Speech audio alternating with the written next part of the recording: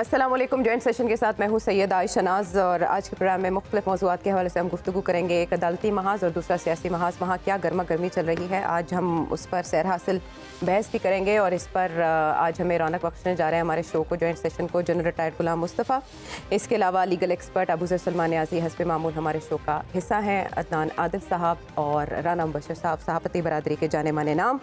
और एक बहुत अहम पेशरफ जो अदालती महाज पर पाकिस्तान तहरीक इंसाफ के पर्सपेक्टिव से हुई है उसको तो बुनियाद से समझना बहुत ज़रूरी है, लेकिन एक और चीज़ जो सियासी महाज पर हुई है, प्रोग्राम का आगाज़ उससे करेंगे, उसको भी बुनियाद से समझना बहुत ज़रूरी है और वो है काफ लीग और मुस्लिम लीग नून के ताल्लुकात की हिस्ट्री।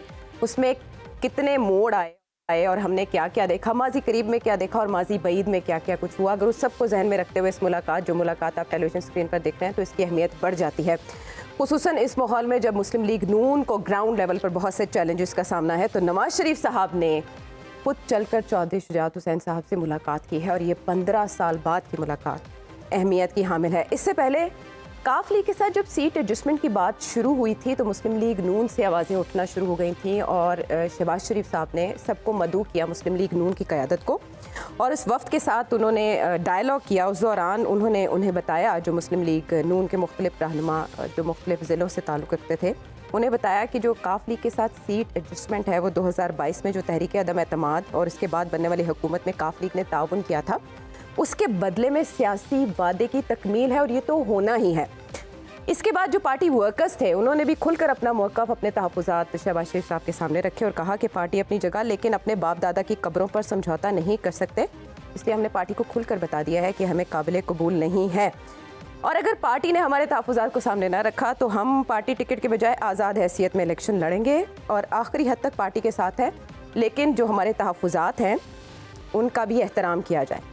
इसके बाद जो शहबाज शरीफ साहब थे उन्होंने वाज़े तौर पर यह कह दिया कि हम मज़ीद मुशावरत करके आपको बताएंगे, लेकिन काफ लीग के साथ हमें ताउन तो करना होगा। अब उसमें शाफ़ी हुसैन, चौधरी सालिक हुसैन, उनके हवाले से जो बातें हो रही हैं, इन सब के होते हुए नवाज शरीफ साहब का वहाँ जाना मुस्लिम लीग नून की जो आइंदा सियासी माहौल में पिक्चर है उसको किस हद तक वाज़े करता है, इसके आज के शो में इस पर बात करेंगे।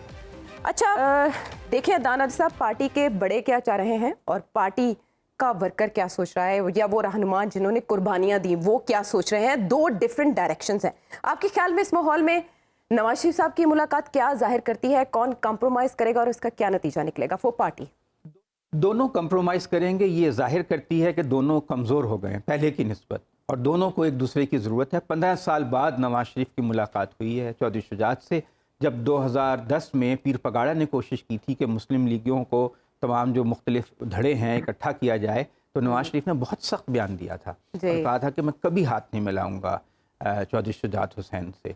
और कई बार नवाज शरीफ उनको बिट्रे कर चुके हैं, उनके साथ वादे करके मुकर चुके हैं चौधरी ख़ानदान से। और चौधरी ख़ानदान में परवेज़ इलाही ने पिछले दिनों जब तहरीक अदम एतमाद हो रही थी, एक कोशिश हुई कि वो वज़ीर आला बन जाएं पीपल्स पार्टी और नून लीग की तरफ से, तो वादे वईद करके वो पीछे हट गए थे। तो इनकी हिस्ट्री जो है वो ऐसी है। चौधरी ख़ानदान जो काफ लीग है वो क्या है, एक ज़िले तक महदूद हो गई है, या यज़मान तहसील में वो हैं तारिक बशीर चीमा साहब, वो अपनी जट बरादरी की बुनियाद पर पॉलिटिक्स करते हैं और यहाँ पे गुजरात की तहसील है।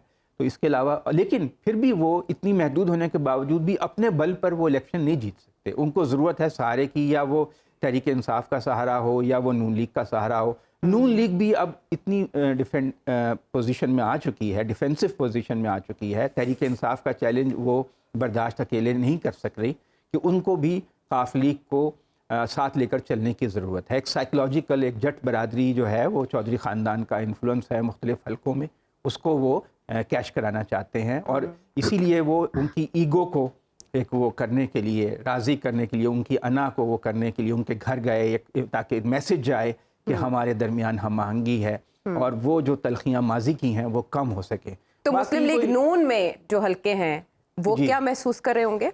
कुछ नहीं महसूस क्या करना है, ये कोई नज़रियाती असूली पार्टियां तो नहीं है, बल्कि खुशी होंगे कि हमारे अलाइज बन रहे हैं। हमारी जो पोजीशन इस वक्त मुश्किल में है क्योंकि तमाम सर्वेज यही बता रहे हैं कि नून लीग की पोजीशन अच्छी नहीं है। लेकिन इससे पहले जो ज़िमनी इलेक्शन हुए, आपको पता है उसमें टिकट्स जिस अंदाज में नून लीग की जानिब से दिए गए वो शिकस्त की वजह बने, کیونکہ سپورٹ نہیں کیا گیا جو متعلقہ وہ تو حلقے تھے نا جو منحرف ہوئے تحریک انصاف سے، ان کو دیے گئے ٹکٹ. لیکن کاف لیگ کو تو اب 2 قومی اسمبلی کی نشستیں ملیں گی اس اتحاد سے، ایک گجرات میں سالک کی جو شجاعت کے بیٹے ہیں، اور دوسری جو ہے وہ طارق بشیر چیمہ کی، اور اس کے نیچے بھی دونوں جو صوبائی اسمبلیوں کی سیٹیں ہیں وہ نون لیگ کو ملیں گی. وہاں پہ جٹ اور ارائیں برادری کا کلیش ہوتا ہے. جزمان تحصیل بڑی پسماندہ سی جگہ ہے، وہاں برادری بیسس بہت اہم ہے، اور سن 47 سے آج تک وہ اسی بیسس پہ وہاں الیکشن ہوتا آ رہا ہے. جٹ برادری کو چیمہ صاحب ریپریزنٹ کرتے ہیں اور ارائیں برادری کے اپنے کینڈیڈیٹس ہیں. تو اب وہاں پر اعجاز الحق بھی اس کے وہاں پر ایکٹیو رہتے ہیں. تو اب یہ ہے کہ ایک تو ان دونوں پارٹیوں کی کمزوری ظاہر ہوئی ہے کہ ان کو ایک دوسرے کے سہارے کی ضرورت ہے مشکل وقت میں. دوسرے یہ کہ چودھری خاندان کی اندر کی جو ڈویژن ہے نا، کہ جو چودھری شجاعت کے بیٹے ہیں وہ سمجھتے ہیں کہ ہم اس لیگیسی کو آگے لے کے بڑھیں جو چودھری خاندان کی ہے، جو ظہور الہی سے شروع ہوتی ہے، اور جبکہ پرویز الہی جو ہیں وہ خود اس کے اب آج تحریک انصاف نے دوبارہ سے ان کو پارٹی کا مرکزی صدر بھی مقرر کر دیا ہے. بیرسٹر گوہر نے جو نئے چیئرمین ہیں انہوں نے اس کا نوٹیفیکیشن جاری کر دیا ہے. تو یہ 2 خاندانوں کی اب خاندان کے اندر پھوٹ پڑ گئی ہے، یعنی پرویز الہی کا ایک طرف خاندان ہے، دوسری طرف شجاعت حسین کا ہے، ان کے درمیان آپس کی لڑائی ہے. ٹھیک ہے، لیکن اس سپلٹ میں ہم نے دیکھا کہ کچھ لوٹ کے گھر کو بھی آئے جب وطن واپس آئے. رانا صاحب آپ میرا اشارہ سمجھ رہے ہوں گے. اگر راضی نامہ مستقبل میں ہو جاتا ہے، کیونکہ ہونے کو تو سیاست میں کچھ بھی ہو سکتا ہے، پرویز الہی صاحب واپس بھی آ سکتے ہیں، تو ایسے میں کیا ہوگا؟ کیا آج کی ملاقات میں اس پر بھی بات ہوئی ہے؟ کیا بنا اس ملاقات میں؟ کیا طے پایا رانا صاحب؟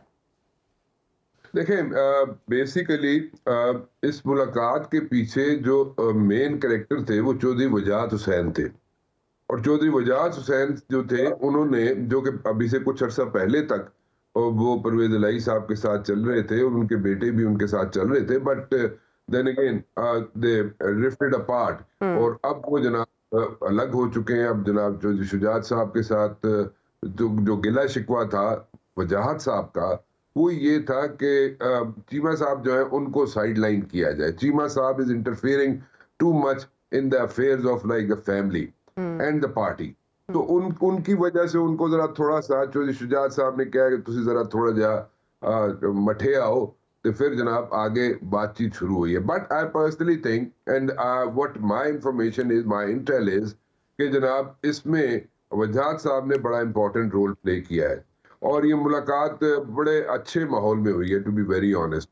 اس میں جو بھی چیز میں سے کنسرنز ریز ہو رہے ہیں پارٹی ورکرز کے and all the stuff, but then again یہ ملاقات بہت اچھے ماحول میں ہوئی، کیونکہ دونوں نے، چودھری شجاعت صاحب ہو یا میاں نواز شریف صاحب ہو، انہوں نے بڑا اچھا ٹائم گزارا ہوا ہے. ٹھیک ہے پاور گیم ہے، پاور گیم میں تھنگز آر ڈفرنٹ، اینڈ اس کو وہی سمجھ سکتا ہے جو پاور گیم میں ہو. there is nothing ultimate in power game, and کوئی بھی کسی کا بھی اس کو رگڑا جا سکتا ہے، کسی بھی وقت رگڑا جا سکتا ہے. کچھ اس میں چیز جو ہے وہ پرماننٹ نہیں ہوتی ہے. It's all about achieving power. So اس میں انہوں نے پرانی باتیں بھی کی ہیں، پرانے گلے شکوے ٹو بی ویری آنیسٹ بہت کم ہوئے ہیں، بہت کم. اور جو اچھا رسپانس ملا ہے، ایک تو میاں نواز شریف صاحب خود چل کے گئے جہاں پہ انہوں نے بڑا اچھا ٹائم گزارا تھا، جیسے کہ میں نے پہلے ہی کہا چودھری شجاعت صاحب کے ساتھ. اور دوسرا یہ تھا کہ چودھری صاحب کی بات ذرا تھوڑی سی مشکل سمجھ آتی ہے، کیونکہ میں آئی یوز ٹو سے کہ it's very difficult to interview Chaudhry Shujaat Hussain صاحب. And the last interview which I did with him, I had to like translate that interview myself کہ میں ان کو ساتھ ریپیٹ کرتا تھا بات کو. لیکن اللہ تعالیٰ ان کو صحت عطا فرمائے چودھری شجاعت صاحب کو. بڑے اچھے آدمی ہیں اور بڑے اچھے سیاستدان ہیں آج بھی، چاہے ان کے پاس 5 سیٹیں ہو چاہے 10 سیٹیں ہو. لیکن دیکھیں وہ پرائم منسٹر بھی بنے، وہ امپورٹنٹ رول پلے کرتے ہیں آج بھی.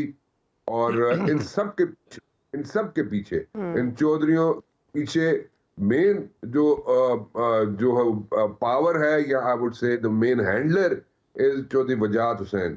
اور انہوں نے یہ آئس بریک کروائی ہے. اور اب let's see what's going to happen in the days to come.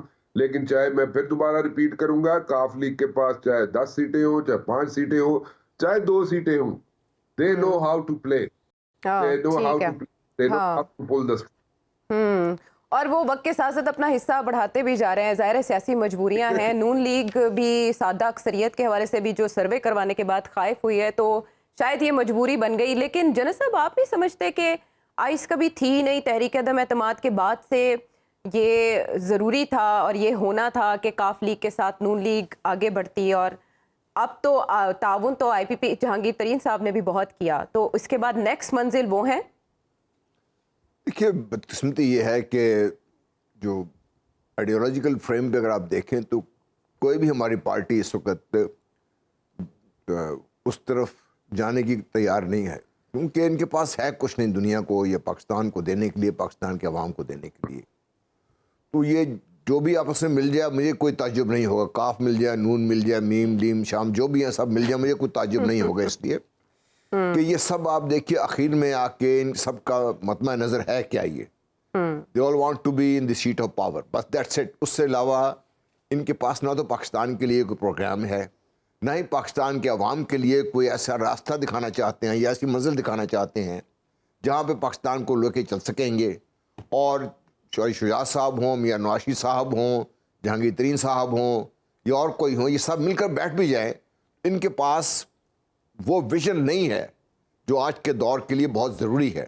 یہ سب 80-90 کی دہائی کے لوگ ہیں, اور میرا خیال ہے سب کو بھی آگے سین سے ہٹ جائیں تو شاید پاکستان کی بہتری کے لیے ہم جا سکیں آگے. کیونکہ دیکھیے بار بار ایک چیز میں دہراتا رہا ہوں, پھر میں دہرانا چاہتا ہوں, میں اپنے آپ کو یہ سمجھتا ہوں کہ میری اپنی ایک کیپیسٹی ہے, میں کچھ کام کر سکتا ہوں, اس سے آگے میری نہ تو میرا ہمت ہے, نہ میں اتنی سوچ ہے یہ میں جا سکوں اس سے آگے. اسی طرح ہر انسان کی لمیٹیشنز ہیں, ایک حد سے آگے جا نہیں سکتا. اور ہم نے بار بار آزما لیے ہوئے لوگ سارے یہ لوگ, ان سب کے جو ویژن ہے یا جو ان کی کیپیسٹی ہے یا جو ان کے کہہ لیجئے تجربات ہیں یا جو بات چیز آپ ان کے سن رہے ہیں, مجھے نہیں ایسے لگتا کہ سب مل بھی جائیں تو مل کر یہ کوئی ایسا خاص فریم ورک دے سکیں گے پاکستان کے لیے, پاکستان کے عوام کے لیے, کہ ہم دیکھیں کہ پاکستان عالم والے دلوں میں بہتری کی طرف جا سکتا ہے.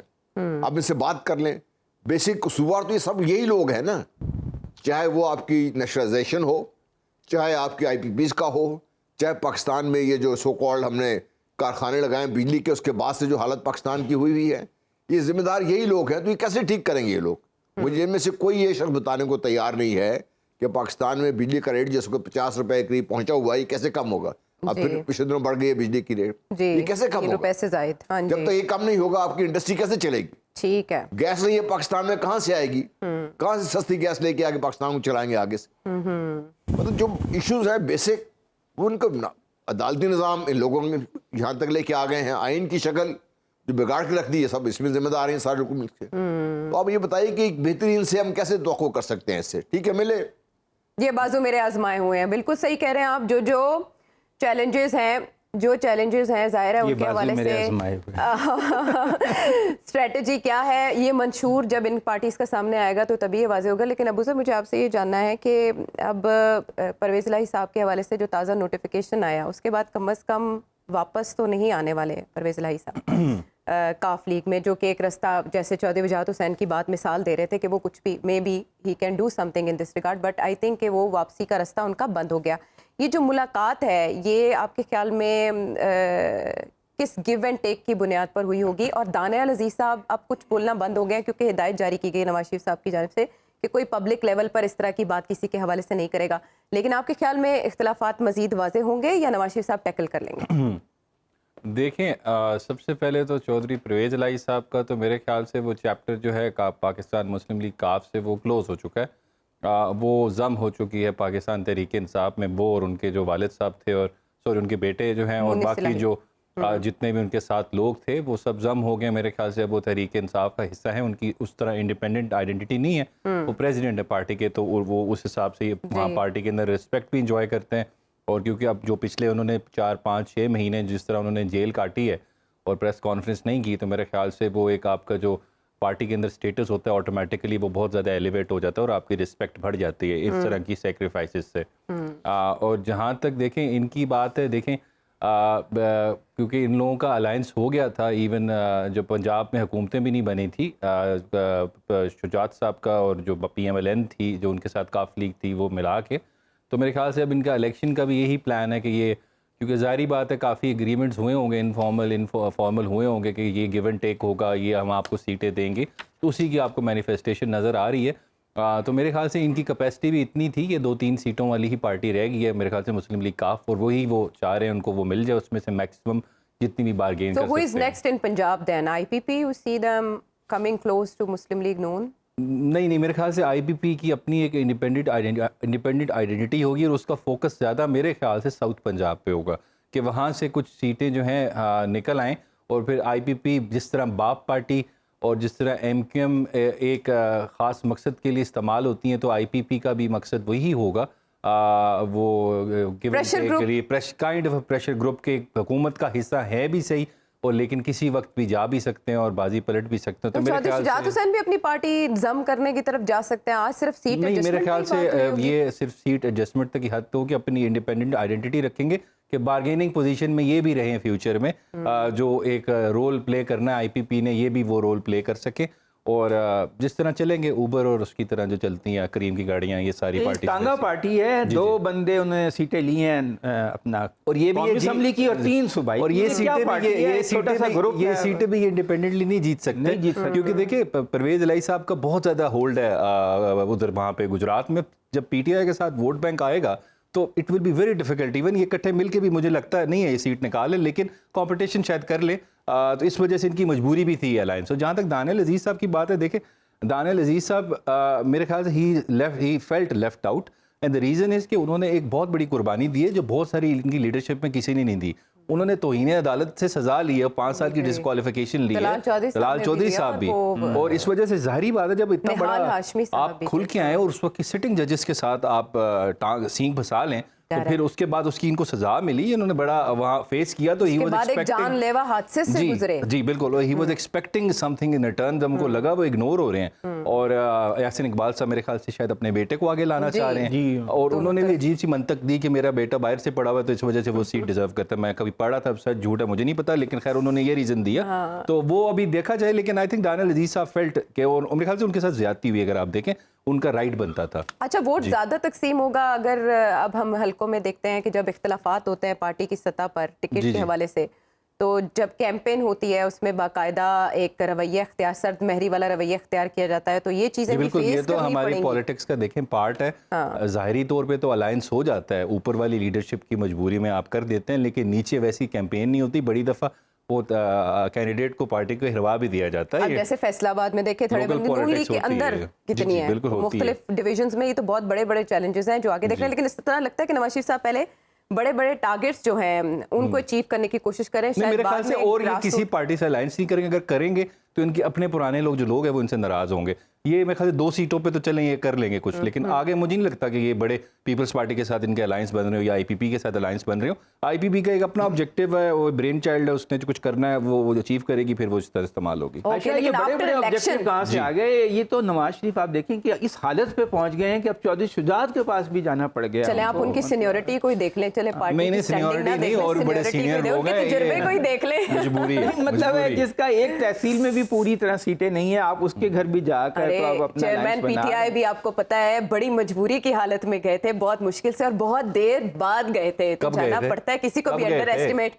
لالت کی صورت جب چودھری شجاعت حسین علیل تھے اور خیریت دریافت کرنے کے لیے جب ایم کیو ایم نے پر پھیلانے شروع کر دیے تھے اور آوازیں آنا شروع ہو گئی تھی کہ تخت جو ہے وہ ہل رہا ہے, لرزش ہے اس میں, تب مجبوری کی حالت میں جانا پڑا تھا. اتنے پاپولر ہوتے بھی بہت زیادہ اور 2/3 جیت سکتے ہو تو جاتے نہیں, شاید وہ یقین دہانی ان کی تھوڑی زائل ہو رہی ہے. سروے جو پارٹی کے انٹرنل لیول پر کے بعد حقیقت واضح ہوتی جا رہی ہے, لیکن ہم دیکھ رہے ہیں کہ وہ سندھ کی حد تک بھی, بلوچستان کی حد تک بھی, کے پی کے حد تک ہونے کے بعد, ایکٹیو ہونے کے بعد اب وہ پنجاب کی طرف بھی فوکس کیے ہوئے ہیں. آنے والے دن بڑے انٹرسٹنگ ہونے جا رہے ہیں. پارٹیز اپنے منشور کا اعلان کریں گی, جب الیکشن شیڈیول کا اعلان ہو جائے گا تو پھر اس کے بعد ہم دیکھیں گے کہ کس پارٹی میں کیا بساط ہے ملکی مسائل حل کرنے کی. جنرل صاحب کا کوشچن اپنی جگہ پر ویلڈ, واپس آتا ہے بریک کے بعد. ویلکم بیک ٹو دا شو. اور اب کچھ قانونی معاملات کی طرف آتے ہیں جو کہ پاکستان تحریک انصاف کو درپیش ہیں, اور اس میں آج کی اہم ڈیولپمنٹ اسلام آباد ہائی کورٹ کی طرف سے جو سامنے آئی توشہ خانہ ریفرنس میں سابق چیئرمین پی ٹی آئی بانی پی ٹی آئی کی نااہلی کے خلاف اپیل واپس لینے کی جو درخواست ہے وہ مسترد کر دی گئی ہے, اور یہ فیصلہ جو ہے وہ 13 ستمبر کو محفوظ کیا گیا تھا. ابو سر مجھے آپ سے متفرق سوال کرنے ہیں قانونی پہلوؤں میں. مجھے آپ اس بارے میں بتائیے گا کہ آج کے اسلام آباد ہائی کورٹ کے فیصلے کی اہمیت کیا ہے؟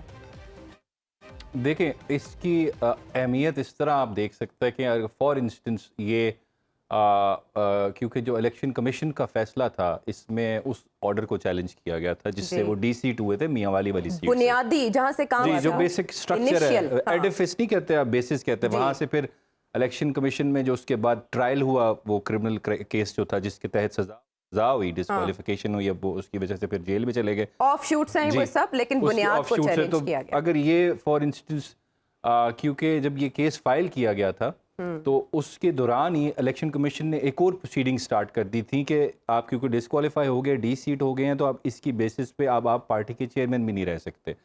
تو تب انہوں نے اس پروسیڈنگز کو بھی ساتھ چیلنج کر کے لاہور ہائی کورٹ میں بھی پٹیشن فائل کر دی.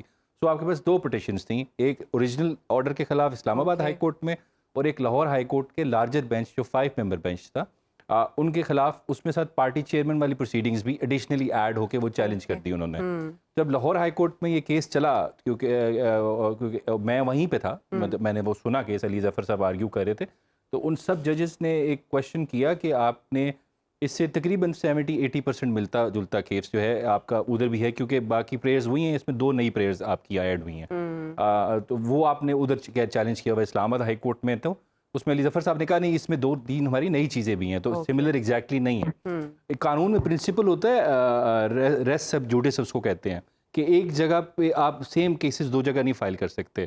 لیکن اس کے لیے سب سے ضروری کنڈیشن یہ ہے ایک تو پارٹیز ساری سیم ہو، پلس پریئر جو آپ نے مانگی ہوئی وہ بھی ایگزیکٹلی آئیڈینٹیکل ہو. تو وہ پھر علی ظفر صاحب یہی کہہ رہے تھے کہ آئیڈینٹیکل پریئر نہیں ہے، اس میں نئی چیزیں 2-3 نئی چیزیں ایڈ ہوئی ہوئی ہیں. خیر لیکن ہائی کورٹ نے کہا لاہور نے کہ آپ خود ڈیسائیڈ کر لیں آپ نے وہاں چلانا ہے یا یہاں چلانا ہے، کیونکہ بیسک آرڈر جو نیچے والا ہے وہ سیم ہے، جس وجہ سے پروسیڈنگز ملٹیپل نہ ہو جائیں.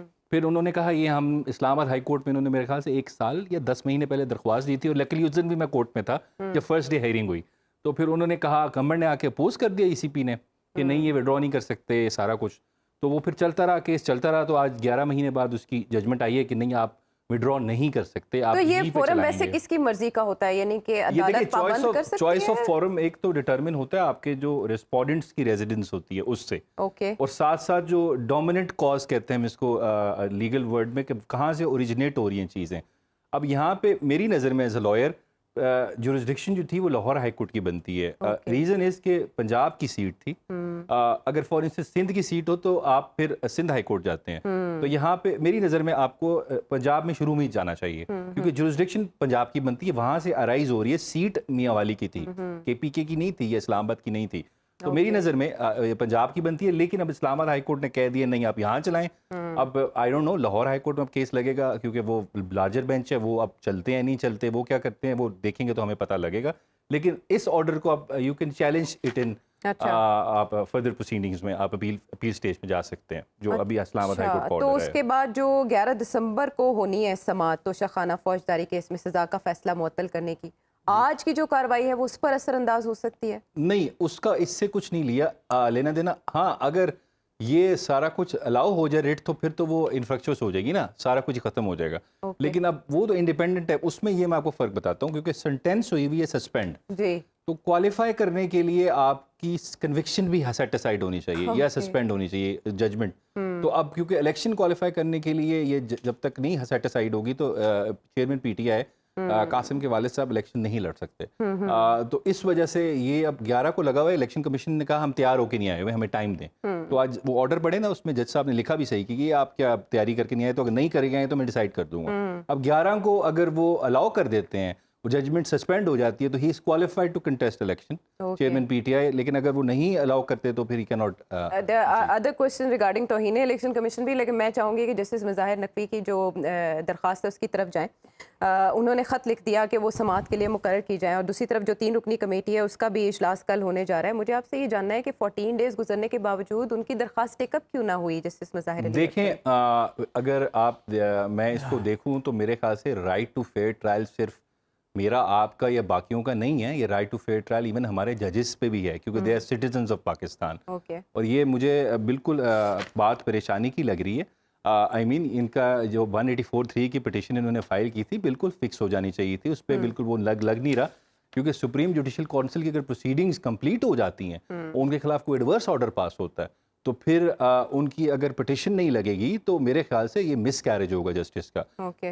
اس وجہ سے پہلے ہمارے ہاں ماضی میں کیا ہوتا رہا، ایون ہمارے چیف جسٹس صاحب جو قاضی فائزیسا صاحب ہیں، ان کے کیس میں کیا ہوا تھا، جب انہوں نے 184(3) کی پٹیشن فائل کی تھی اپنی پروسیڈنگز کے خلاف ریفرنس میں، تو وہ پٹیشن انٹرٹین ہو گئی تھی ایک تو جلدی، پلس اس وقت سپریم جوڈیشل کونسل نے فیصلہ کیا تھا کہ جب تک یہ کیس چل رہا ہے تو ہم اس کو نہیں چلائیں گے. حالانکہ اسٹے آرڈر بھی نہیں تھا، لیکن انہوں نے نہیں چلایا تھا کہ پروپرائٹی ڈیمانڈس کے ہم پہلے ڈیسائیڈ کریں یہ ریفرنس یا کمپلینٹ جو ہے یہ کیا قانونی طور پہ آئینی طور پہ ٹھیک ہے کہ نہیں ہے. سو مظاہر نقوی صاحب کا یہ رائٹ ہے کہ ان کی پہلے آپ 184(3) کی پٹیشن سنیں، اس کو ڈیسائیڈ کریں، پھر آپ پروسیڈنگز کریں سپریم جوڈیشل کونسل کے. اگر یہ نہیں ہوگا تو میری نظر میں it will be a miscarriage of justice. What about justice Ijaz ul Ahsan کو جوڈیشل کونسل سے الگ کرنے کے لیے جو آئینی پٹیشن آئی ہے، اعتراضات اور بھی اٹھ سکتے ہیں سپریم جوڈیشل کونسل؟ نہیں، وہ تو دیکھیں وہ بائی ورچو آف لا ہیں ممبر، تو ان کو ہٹا آپ کیسے سکتے ہیں انلیس ان کا کوئی کانفلکٹ آف انٹرسٹ ہو، تو وہ خود ہی ریکیوز کر دیتے ہیں ججز نارملی، لیکن ان کو ہٹا نہیں سکتے آپ. There are so many questions but these things are complicated. I hope کہ سب کو انڈرسٹینڈنگ ہو گئی ہوگی یہ ایشوز کس نوعیت کے ہیں اور ٹیکنیکل، کوائٹ ٹیکنیکل. اب تو ذرا پرویز خٹک صاحب کے بارے میں لیگل کوشچن نہیں ابھی تک انہیں وہ معاملہ درپیش نہیں ہوا. اگر وہ پی ٹی آئی میں ہی رہتے تو شاید ان کا سوال بھی آ جاتا.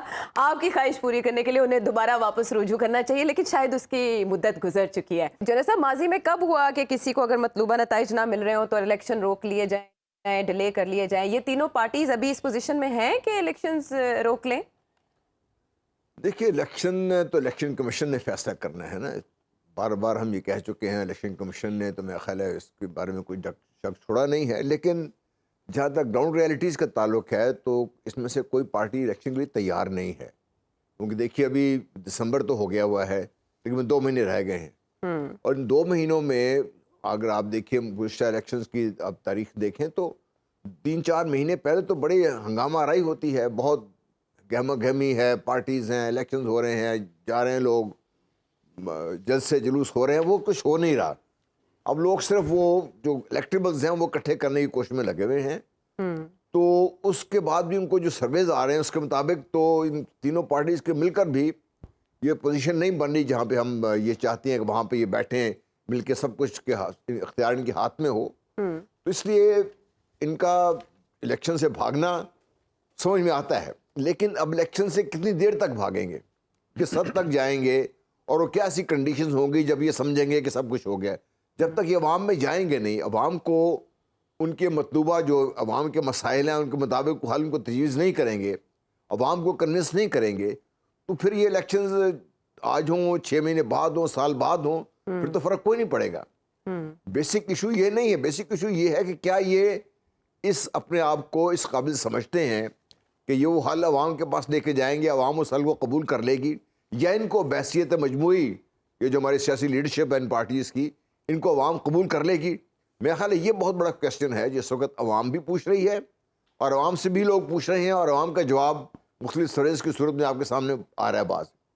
اس لیے یہ اپنے آپ کو بہت کمزور فٹنگ پر ہیں یہ لوگ. اور الیکشن ہوں گے تو صحیح ضرور، لیکن جب بھی ہوں گے ان کو اپنے آپ کو پاکستان کے 24 کروڑ 25 کروڑ عوام کے سامنے ثابت کرنا پڑے گا کہ ان کے بارے میں جو رائے قائم کر چکے ہیں زیادہ تر لوگ، یہ اس رائے سے مختلف لوگ ہیں. وہ مشکل کام ہے یہ.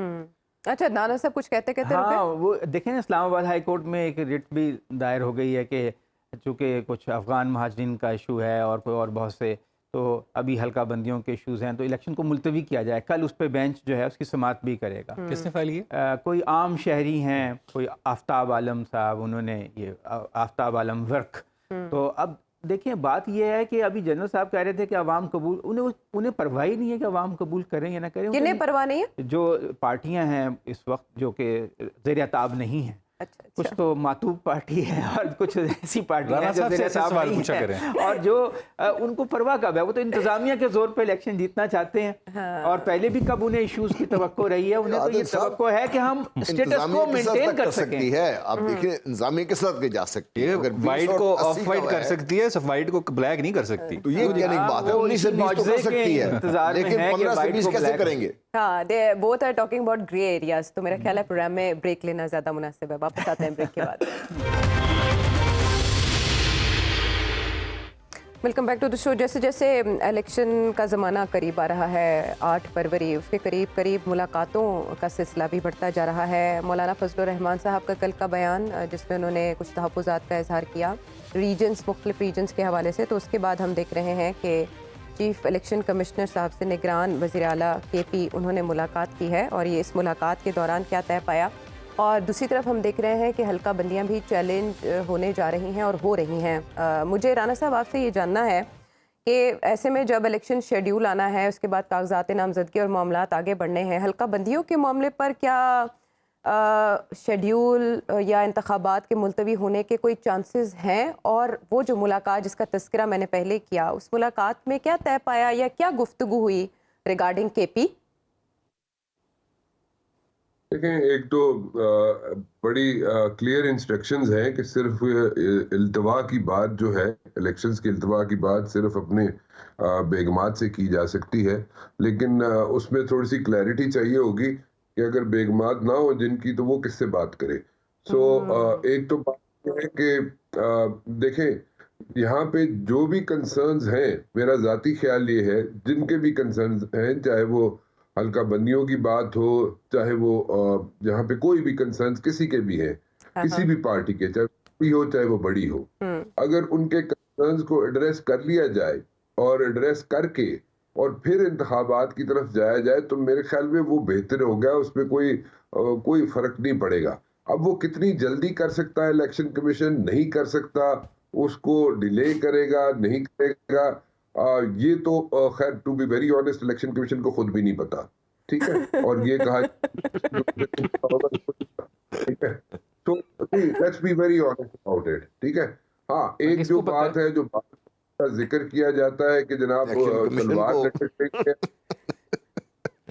और ये बार बार कहा जाता है कि तलवार लटक रही है जनाब, और चीफ जस्टिस साहब जो है वो नहीं कर सकते डिले, ना होने देंगे डिले इलेक्शंस को।